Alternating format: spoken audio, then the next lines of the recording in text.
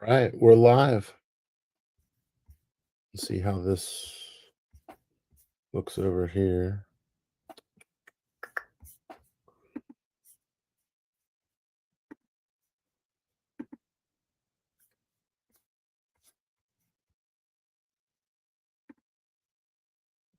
Okay. Yep.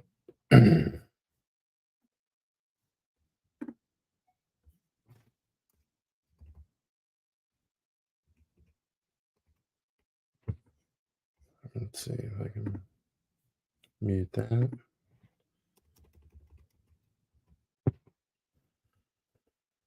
All right. Yeah, I got one person looking. That's me. I'm on YouTube watching myself. Currently, I'm on StreamYard. So, yeah.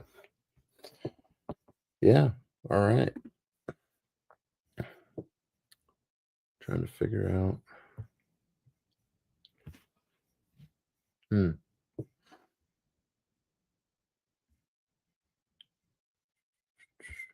There's the chat.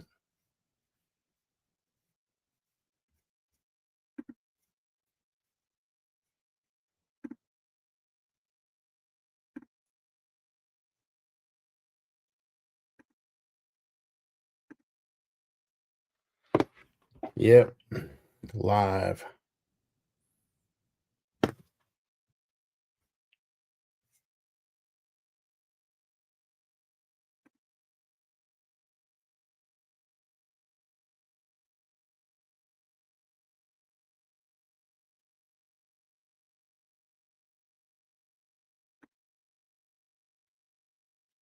Hmm.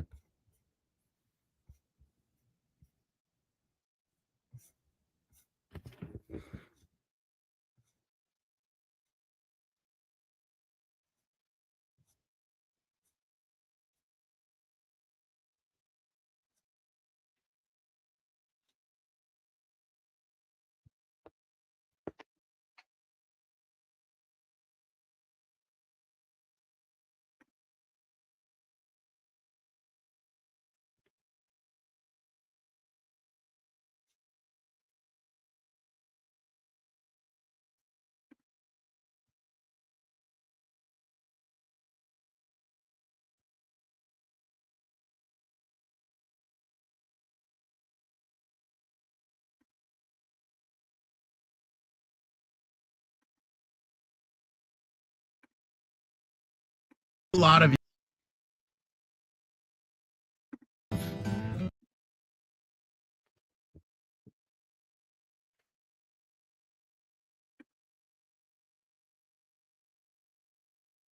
Oh, we got a second person. Who's that?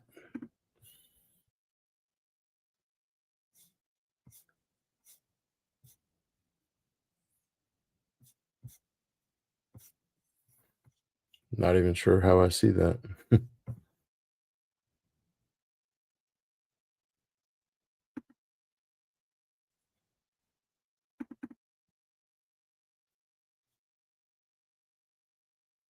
Mm.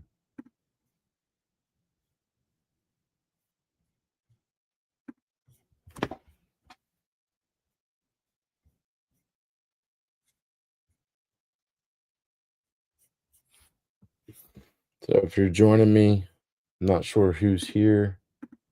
It looks like somebody's here, but I can't tell. So if you're joining me, leave a comment. Let me know.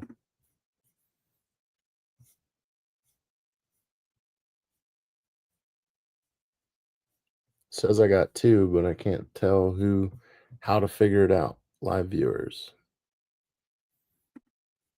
Hmm.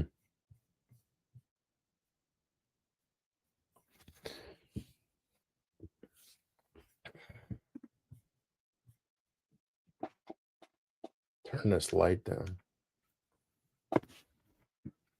Yeah, I think that's better. All right.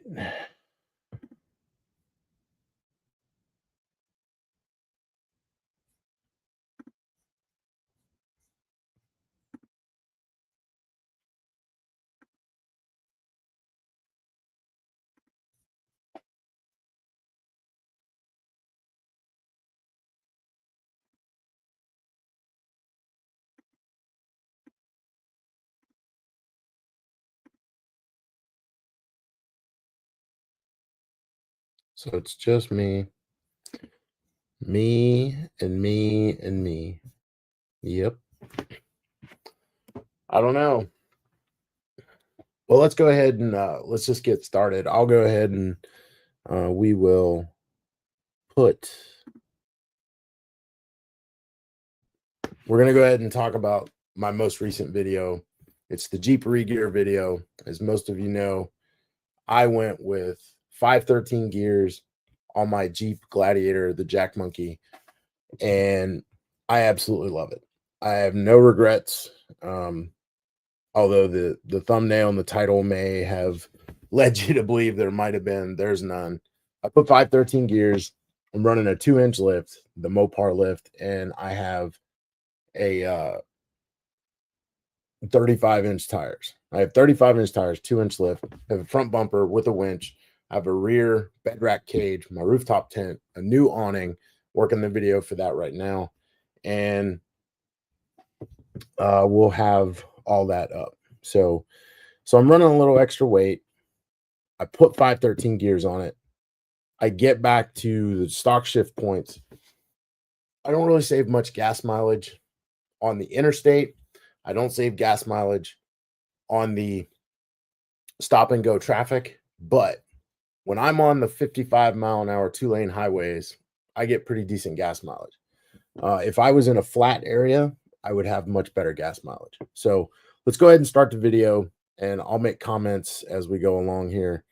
And if there's people joining, please feel free to leave a comment.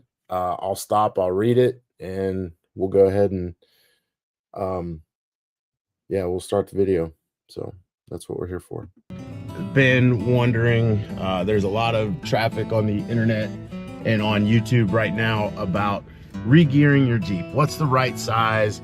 What's the right tire size? What do I need to do? How much weight am I running? All these things are factors that you need to consider. So today I'm actually going to put 513s in this. 513s. Why should I put 513s? I am planning on going with 37s at some point, especially probably when I get to the next tire change. I'll probably step up to 30.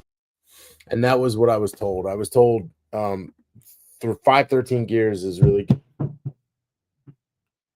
good for, felt like a cat was going to fall through the ceiling.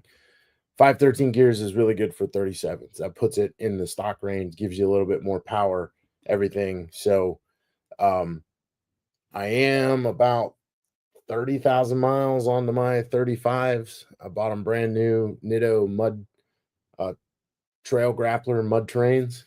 So probably got about 40,000 miles to go, but I am looking for a used set of 37s I could just buy for a couple $100, put on and just test it out.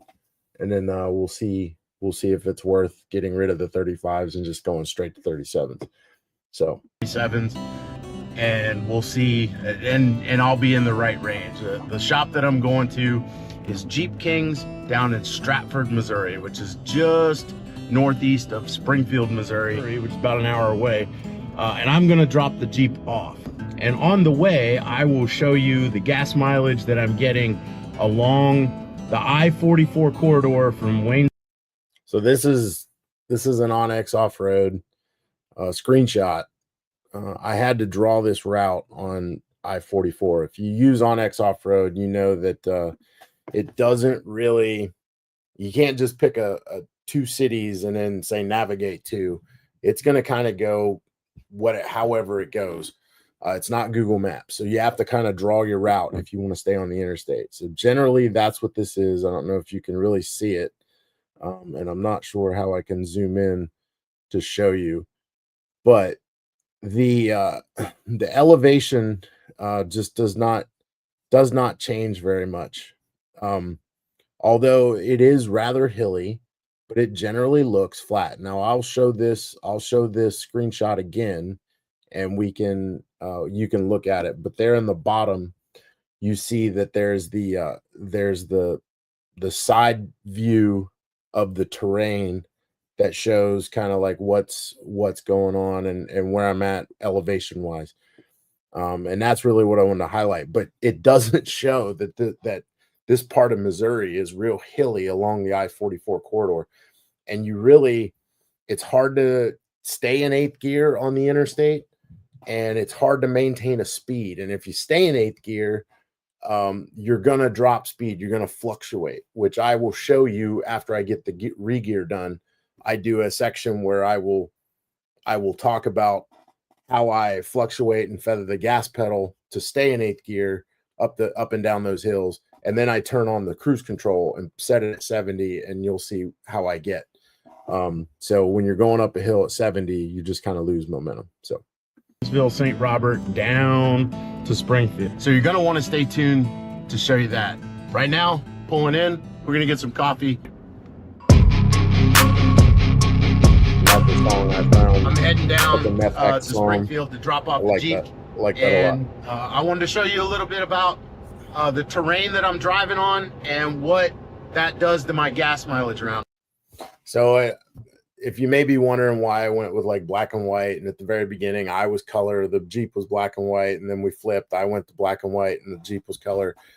I just upgraded my video editing software to Final Cut Pro, and I'm just testing it out, and I like it a lot. It's a learning curve, definitely, from CapCut, but I think it is a little bit more of a professional software. I'm not quite there yet. Like I said, I've been doing this for about a year now.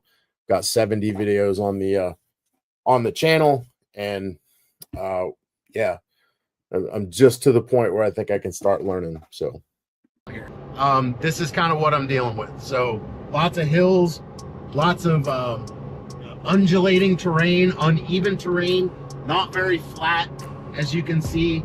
Kind of up here, we're just on the west side of Waynesville, Missouri, and we are right now we're flat, which is not bad.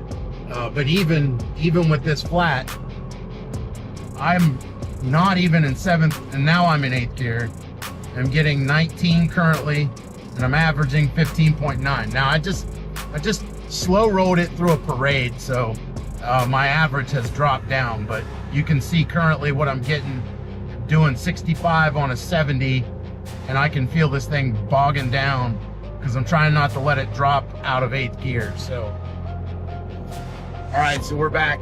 I just filled the gas tank. We're right in Springfield. I got to go a little bit past it. So generally flat now. As you can see, the gas mileage running right around 15. That's going to keep increasing because you see the current is 21, and I'm running at 66 miles an hour. I think it's important to note 66 miles an hour, that part of Springfield, the speed limit's right around 65. So as you maintain that 5 mile an hour buffer, which is what I would suggest if you're driving, especially if you're driving a Jeep, you no need to go 80 because you'll just get terrible gas mileage. But if you just stay around the speed limit, especially in Springfield where it is generally flatter, you can get decent gas mileage. And this regear really helps. Just below 2,000 RPMs, coming under 65. Like I said, we're just north of Springfield on 44. I gotta go a little bit past it before I drop the Jeep off. But now that we're going uphill, we're looking at 15 miles per gallon, 7th gear, 14. And we got some traffic, so I'm gonna have to slow down. The speed limit's only 60 plus 70 back there. But go ahead and slow that down a little bit. 64. Yeah. So in the average, like I said, the average is going to keep increasing because I just reset the computer and everything. So I've got no worries that this thing could get up into the 16s. But you can see like the difference in the terrain. Like if I'm on this normal flat stuff, like I get no problem getting 15, 16 miles to the gallon. But I'm hoping with the regear I can get closer to stock, which is claimed to be in the 20s. I doubt I'll get close to 20. Yeah, I'm fooling myself if I thought I was going to get close to 20. That is what the sticker says when you buy the Jeep brand new, but there's no way. No way. I mean, I can hit on my little gauge, I can hit 20 miles to the gallon every now and then, but I don't have enough to average 20 miles per gallon. So the best I'm getting right now is high 16s, which is good, which is much better. But again, sometimes it's the gas. Sometimes places I go, like I just don't get. I don't know if it's the way I drive that tank of gas, but I don't know. It just doesn't work out. But it's totally worth it. I think it's it makes the Jeep feel more peppy. It makes the Jeep feel faster, makes it feel more power. And I'm about to make a 10-hour drive with my trailer, so I may film some shorts and show you all what that does while we're doing that. So miles a gallon, but I mean, I'll take 17, I'll take 18. That's great. We'll come back and we'll check this a little bit later. all right, guys, so I apologize. I didn't get a chance to get any video of me dropping off the Jeep, talking to Dave, the owner of Jeep Kings, or picking up the Jeep, or any of the install. So I wanted to just take an opportunity and just talk to you about the gears and then kind of show you where those are going in just a second. So the gearing that Jeep Kings goes with is Spicer gears. This scene in this culture for a while, you know that Spicer and Dana work hand in hand to make sure that their products work well together. Dana 44s are the stock axles that come in a Rubicon version of any Jeep, and I got Spicer gears. So they are specifically manufactured here in the United States of high-grade steel. They're precision machined and heat treated specifically for the Dana 44 through 60 axles on the Jeeps, OEM spec. They're supposedly much easier to install, they're quieter, and there's less likely of a chance that they're going to fail.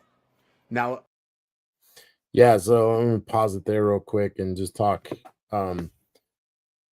So Dana makes the axle and Spicer makes the gear for Dana axles. So when you upgrade your gear, it was told to me, and maybe it was sold to me, but I did my research. It seemed to check out. Only time will tell if I made the right decision. But other gear companies, the gears are made in China. They're manufactured there. They're not quite the same quality steel that Spicer gear uses for American made. And they come with this protective coating because they have to ship across seas. High moisture content could cause it to rust. So that's where the break-in comes in. So if you get any other type of gear, especially ones made in China, they've got this coating and you got to go through that 500-mile break-in, they call it. But really, you're just wearing out. You're just heat up, cool down the gears so that the coating can come off of the gear. And as it comes off, it contaminates your gear oil. So then at 500 miles, they make the suggestion. Spicer gears don't have that. Spicer gears are made with heat treated quality steel. They're literally made the same time the axles are made. So, they fit well. They're quieter. I've had no issue with the gears being noisy or anything. Now I've only had it for a couple thousand miles now at this point. And I don't know. I'm not a gearhead or anything like that. I can't do this job by myself. I wouldn't even want to try it. But it seems to be correct. Like there is no break-in required, no nothing. So whether it was told to me or sold to me is neither here nor there. I trust Dave and what he says. It seems good so far. I was looking at their website, and I'll show the data somewhere here on the screen, but they ran a cycle test with high load and low load, comparing Spicer gears with 4 other manufacturers. And Spicer gears under high load, you can see here, they lasted 125,000 cycles, and under low load, they lasted almost 428. So yeah, here, this is a chart, comes right off their website. So what they did was I don't know the difference between high load and low load. I can only imagine 4-wheel drive vehicles weighted down, but it's on a dyno. Low load is just everyday driving. So that's your rear gears all together. So they'd start it up, they'd run it to a speed. There's no data on like exactly the parameters of the test, but the gears were able to be start and stopped on the dyno over 420 some thousand times before they failed. They catastrophically failed. And under high load, they were able to start and stop 121,000 times before they catastrophically failed. So, you know, these tests, they typically are a little bit overkill. So high load probably means a really high load. And I don't know the competitors that they tested them against, but you know, when it comes to 4-wheel drive parts and everything, Dana is a well-known name, and Spicer gears that go with the Dana axles, it makes sense to me. 1,000 cycles. Now, what that means is they were able to start it and stop it on a dyno under low load and high load before the gearing fractured and it failed. And thanks you guys for joining me. If you got any questions, leave them in the comment section. 3 times as much as any other manufacturer, and it's simply because they are OEM spec'd and they're made here in America, and they're specifically made with Dana axles in mind. They partner together and they work well. They're very compatible together. So let's get under the Jeep and let's see where these things go. Yeah, so here I don't want to insult anybody's intelligence. Like I said, I didn't get a chance to film any of the installation. I dropped it off late. I picked it up late. I didn't even get a chance to go in and really film the interaction with Dave because it was so close to closing time when I got there. But I did want to get under the Jeep and show you like where it went. And you can see there in the video that differential cover has been taken off and cleaned thoroughly. It looks brand new almost. And you can see how much I do underbody spray downs and care, because my tire in the video, my spare tire there, is just that is original dirt. So all right, so this is the rear diff cover. I'm telling you guys stuff that you already know, but this is where the ring and pinion, the 513 gears went in. They had to pull the axle apart, punch out the gears, put the gears in, measure them, mark them, run them a couple cycles. I don't know the whole process, but if you've seen any of the process or you've done this before, then you know what happens. The same thing happened in the front. So I've put 513s in the front and the rear, and I gotta say, I regret not doing it earlier.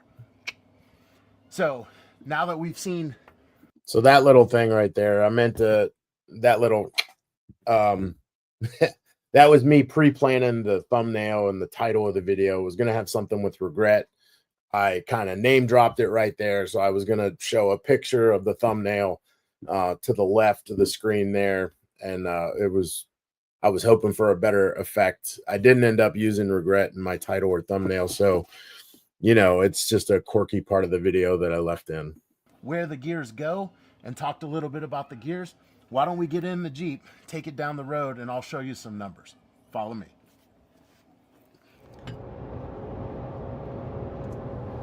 All right, guys. Hey.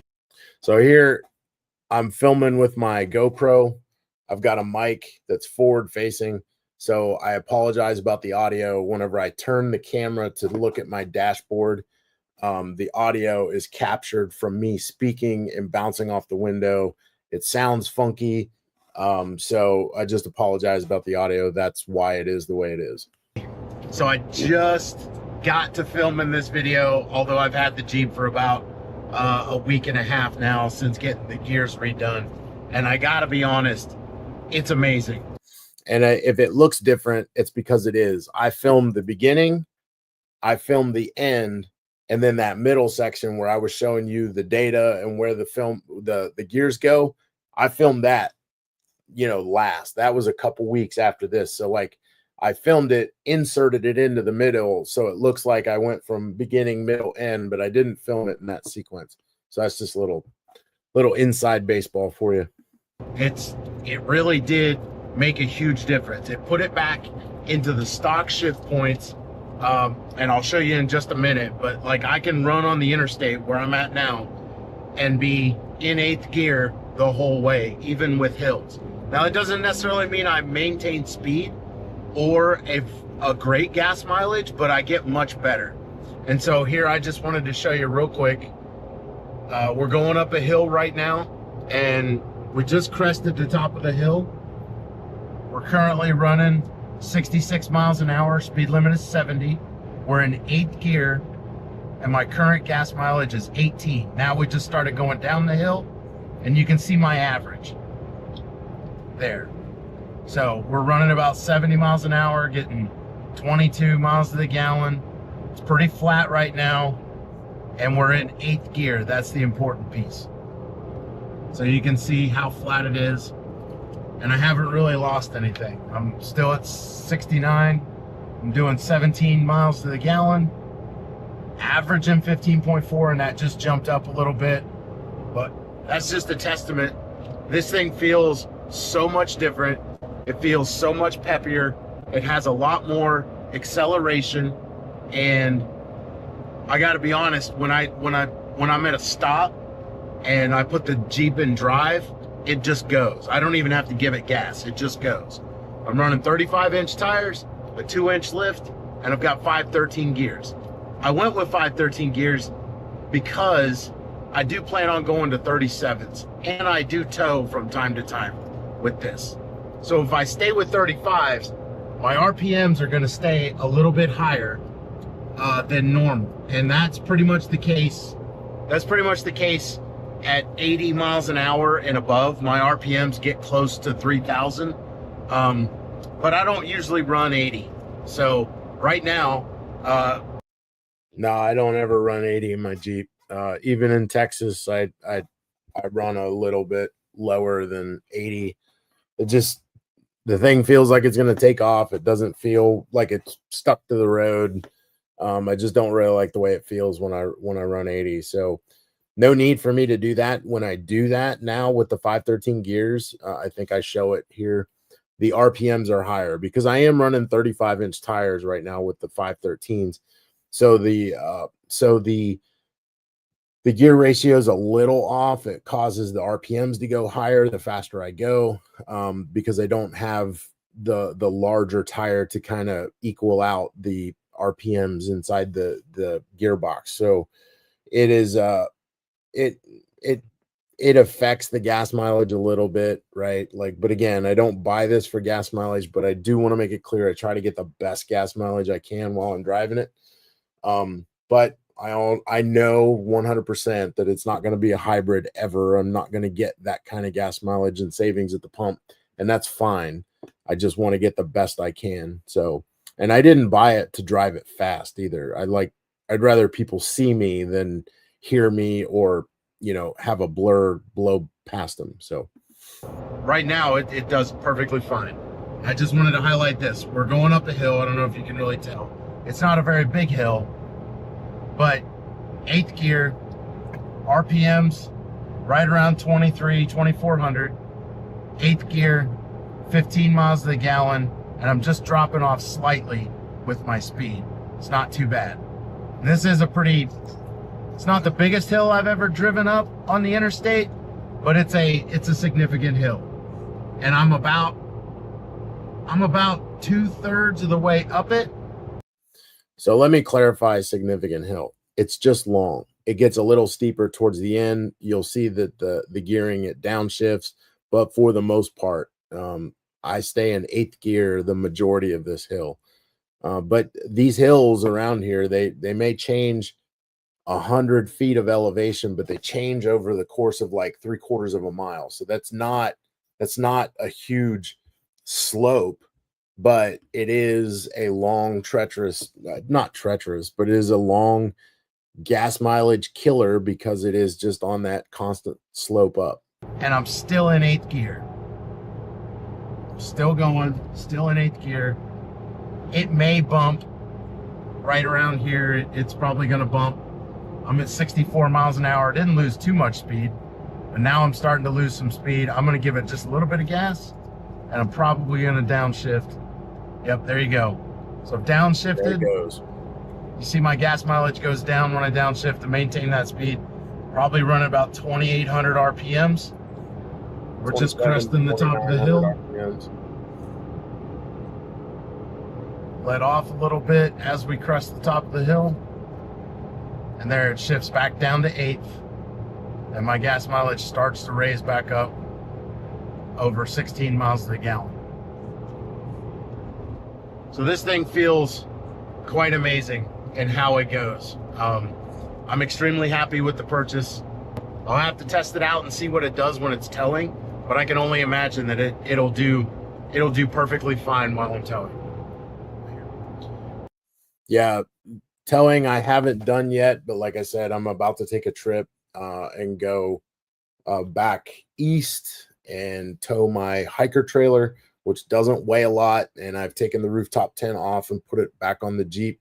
So we'll see how that does. I can only imagine that I'm not even concerned about the gas mileage. I'm concerned about the ability to stay in 8th gear and just have the Jeep feel like it's not so bogged down and I'm driving a dud of a vehicle. That's the one thing I don't like. A V6 has plenty of power. It's not the 392, I know that, but it does have plenty of power, and I just want to maximize its potential at every turn. So, but I'm going to go ahead now and turn on the cruise control, and we'll see what that does. I've dropped off a little bit, so we'll set it at, actually, let's just set it at the speed limit and see what it does.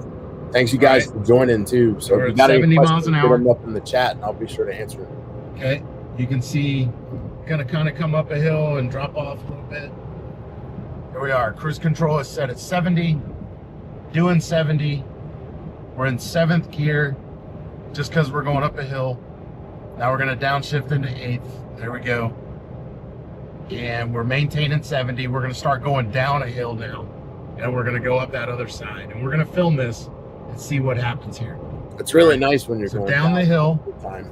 8th gear. Gas mileage goes up. 56 miles to the gallon.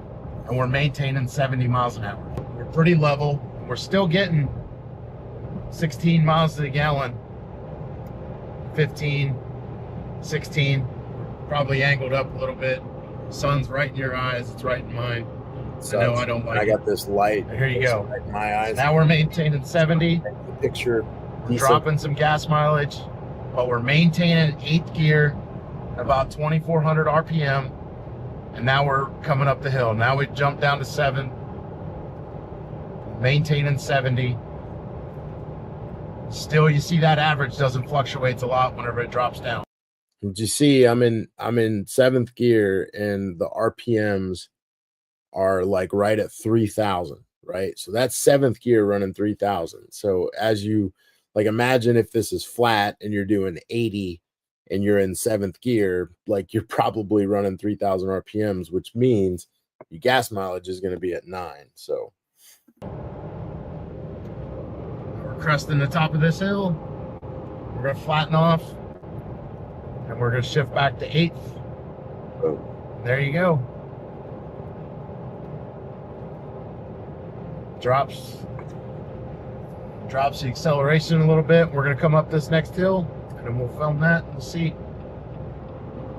But you can see the big advantage to regearing is getting the shift points correct.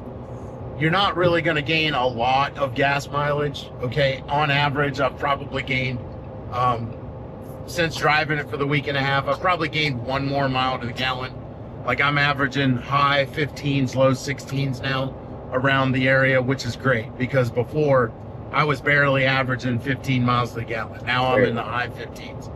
But it's really just keeping those shift points correct. And as you can see, we're coming up this hill. We're in 7th gear. My average just dropped a little bit, but there you go. Now it's downshifting to 8th. And we're maintaining 70. We're still slightly going up a hill. You can't really tell, but once it levels off, that's when your gas mileage comes back. You see that. Now we're going down a hill. RPMs are dropping down below 2,500. And you see kind of how it is. It's constantly There up, you go. up, down, up, down. It's not very You can long play with hills, your cruise except a couple, control but and really kind of dial this in. Normally I don't run 70, even though the speed limit's 70, I'll run about 68. And just that 2 mile an hour difference will make a difference in going up hills and the RPM and the gas mileage and everything. So anyway, I hope this helps. If you're thinking about regearing your Jeep, you know, drop me a comment down below. Let me know what you're thinking about going with. Like I said, I've got 35s and I went with 513s. I do plan on going to 37s. That may affect my gas mileage, but it's still going to keep my shift points generally in the right area, especially at higher speeds. So yeah, so let me know what you think. Leave a comment. If you got anything left of your weekend, get out and enjoy it. And we'll see you next time on Jack Monkey Overland Adventure. I know you told your friend you're not okay. awesome. And tell me what's wrong and why you never said you felt that way. So that's it. So yeah, not a whole lot to really say in addition to what was already said in the video. In this area, didn't gain a lot of gas mileage, gained a lot more power, pep, and feel. One thing I didn't highlight was, you know, taking off, putting it in drive right from the stop, taking my foot off the brake. The Jeep just goes now. Like there's no like having to give it a little bit of gas. It just goes. It'll take off. And I got to be careful because before I had gotten used to like pulling up, stopping, and then just letting off the brake and the gas, and it would just sit there. I did that the other day behind a car and let off the gas, and it coasted forward. I didn't hit anything, but it was close. So I totally think this is worth it. Is 513s worth it? If you're only going to stick with 35s, probably not, because if you're a person who does like to drive in that 75, 80, potentially 85 miles an hour zone, then maybe 488s are better for you. Maybe 456 just to kind of get a little bit back. But I went 513 knowing that my next tire size is going to be 37s, and we'll see how that goes. Like I said, I'm about to tow this thing, you know, back home for a couple weeks. I'm about to tow my hiker trailer behind it because it's Christmas. You don't know what you're going to get for Christmas. You might get a lot, you may get a little. And yeah, so we're going to have the room to tow all the presents for River back. But anyway, I am going to be towing something, and it's a square. It's not a teardrop. So that's going to affect things, but I really want to see how the gearing does with towing a couple 1,000 pounds on the hitch. And maybe I'll bring a video to that, or review video, and I'll let you guys know the update there. But overall, I'm very pleased with it. I highly recommend it. Somebody did ask the price tag on this. I didn't show the receipt. I think I got, there's a little bit like 24 and some change.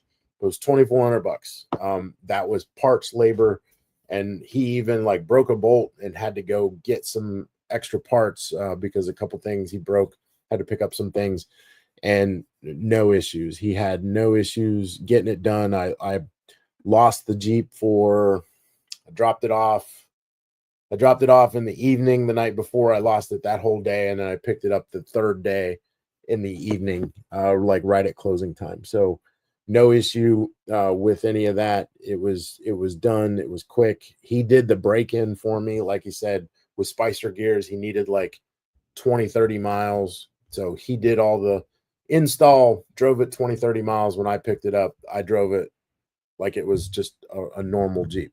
I've been driving it like it was a normal Jeep, and I've had no issues with it, knock on wood.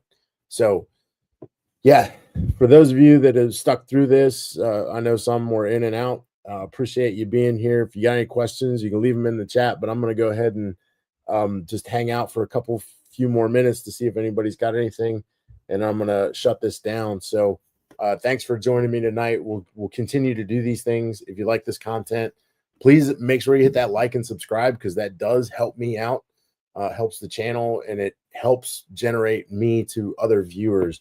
So if you haven't already, just please hit that like and subscribe. It really helps. At this point, I'm kind of begging for subscribers.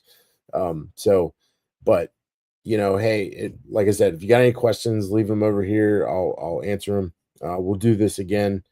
And thanks for joining me.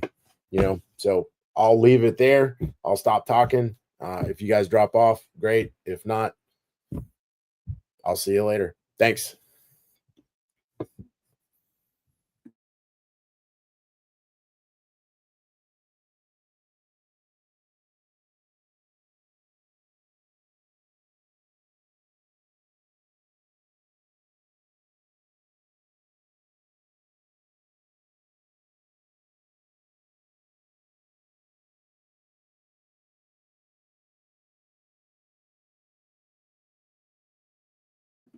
All right. Nothing's coming up.